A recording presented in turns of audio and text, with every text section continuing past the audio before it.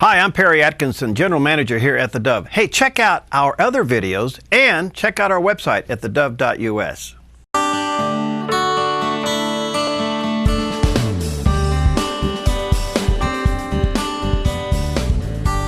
Well, welcome to Focus Today. I'm your host, Perry Atkinson. Boy, we got a really great guest today and delighted to have with us Kelly Greyson. She's the leading actress of Return to the Hiding Place and Alone Yet Not Alone, a couple of movies that are due to be released shortly.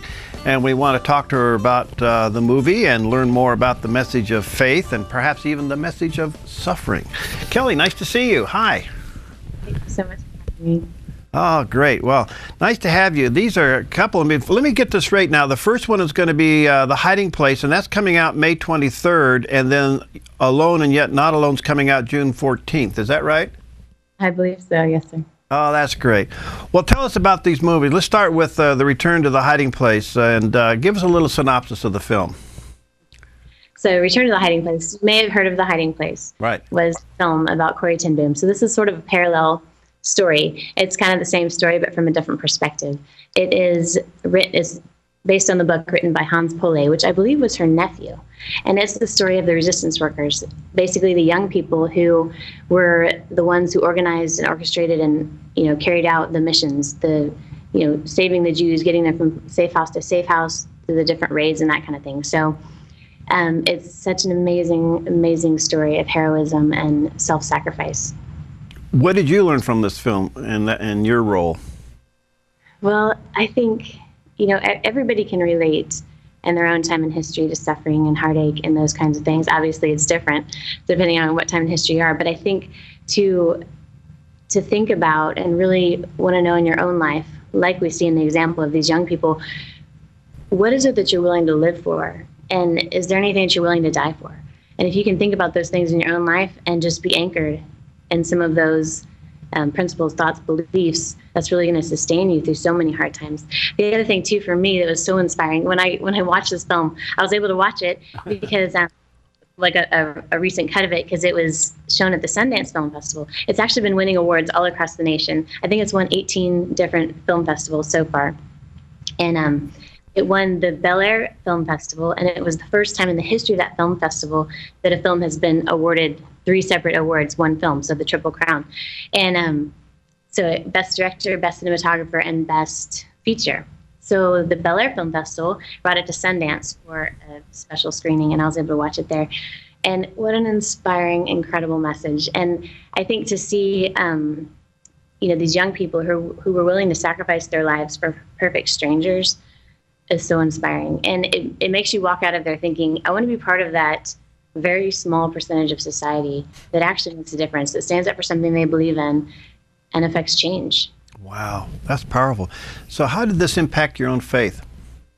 Well, I think kind of in all those ways that I just mentioned, but just, on a personal level, just being grounded in that, just really knowing what I believe and, making sure that I'm true to that. And it's something that I've always wanted to do anyway.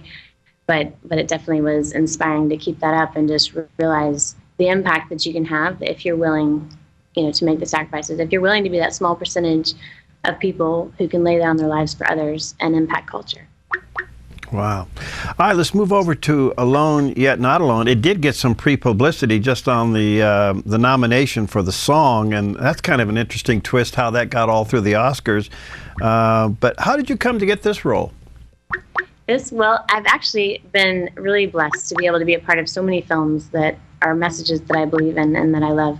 And at this point, I'm really grateful because people come to me and say, hey, this message is really great. This is a film that's really good.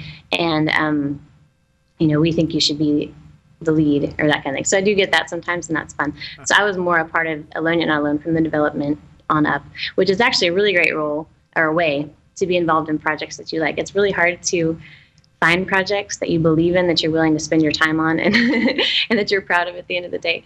So it's been neat to be able to be, in the development side of things. I'm actually working on numerous projects right now, just stories that are really beautiful that need to be told and those kinds of things. Well, the storyline of Alone Yet Not Alone is so powerful. Maybe you can tell our listeners and viewers a little bit of a synopsis, because, and we'll come back to the song in just a moment, but the story is absolutely fascinating. It is. It is the story of a family that were during the French and Indian War. So the same time period as Last of the Mohicans.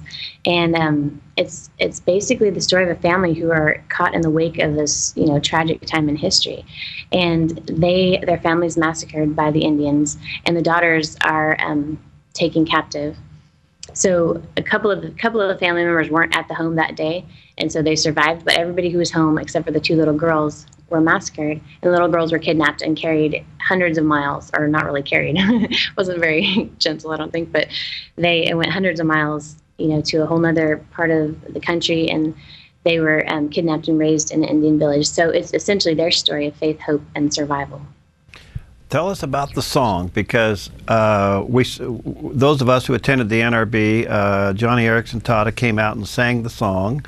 It was nominated for an Oscar, but the song plays a big role in the movie. It does.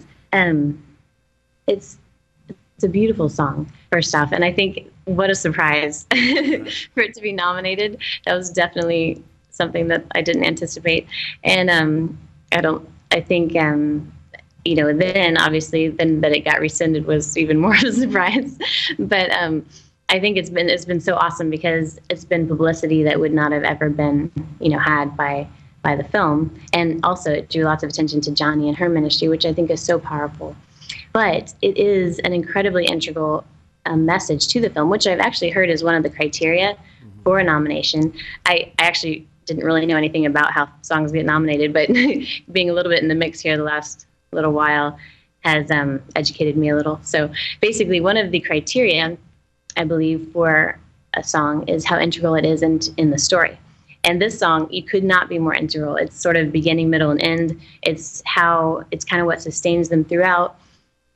And at the very end, it's actually what reunites them. And so it's such a powerful song throughout. And the message, I think, is so neat to, realize that when you are alone, because so many people feel alone, you can feel alone in a crowded room, and just to realize that you really aren't alone.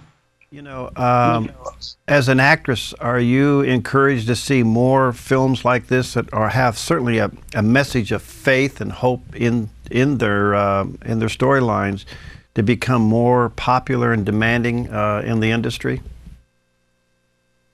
I am excited that there's some diversity, that people can have a message that's different than what's kind of been put out for a really long time.